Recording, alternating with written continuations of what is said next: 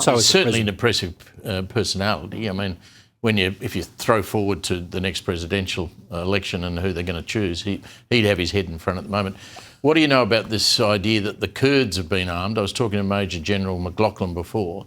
He says that really worries him. If they've come over the border from Iraq... Well, I don't know why it should worry him, because the Kurds have always been armed. They've always been betrayed.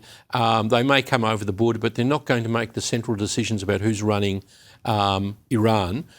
You just watch for that Ali Laranjani. When his head pops up, he was Khamenei's darling. He really knows how to run the state. If he pops out of the bunker, unless the Israelis kill him or the Americans kill him by bombing, that's what's really going to come out of this conflict. Let's come back to Australia, the political ramifications of this. I mean, Anthony Albanese was quick to jump in and say that he supported the American involvement and what they were doing.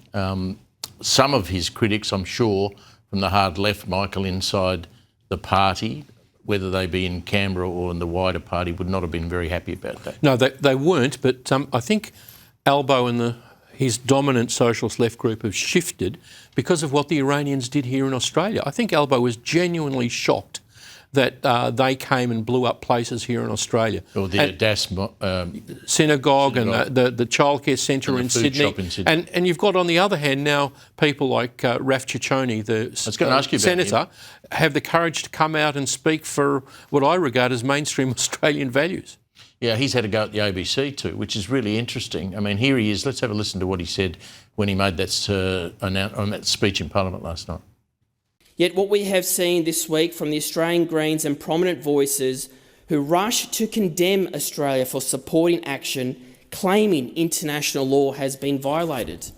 This is naked hypocrisy that undermines our nation and its values. We have lost our moral compass. What is truly political is neutrality in the face of evil.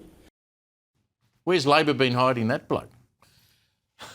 Well, he's a good guy. There should be more of him. If there had been more people speaking out like him over the last 2.5 years, as they would in the Hawke, Beazley, even Shorten or Gillard eras, Labor would have a different impression in the public. They're lucky they've got 93 seats and that the difference between One Nation and the Liberals is so strong.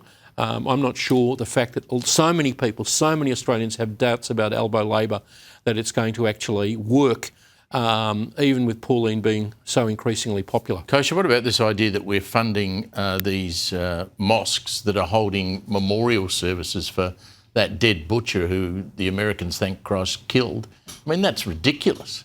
I think, we talk about this. $700,000. Yes, and we talk about this all the time, that these are many downstream consequences of immigration policy, and you just create this patchwork society, and there's this coalition of the fringes then that ends up being the backbone of a political party, and then you just wind up pandering to them, either Michael, how does this money get flushed around? They go electorate by electorate and work out the identity groups that... well, that was in the seat of Bruce, and that was announced during the election. And it was by Julian Hill, yes, the minister who's responsible for this. And then Julian, a few days ago, remember, as the conflict started, he came out and said, look, we can't give up Australia Day to One Nation. We can't give up the Australian flag to One Nation. We have to be more patriotic. So I think he's learned a lesson too. So if he and Albo have shifted back towards the centre, it's better for Australia. So that's the case, and we had Caroline Marcus actually showed him announcing that. Thank you both for coming in. Appreciate it very much.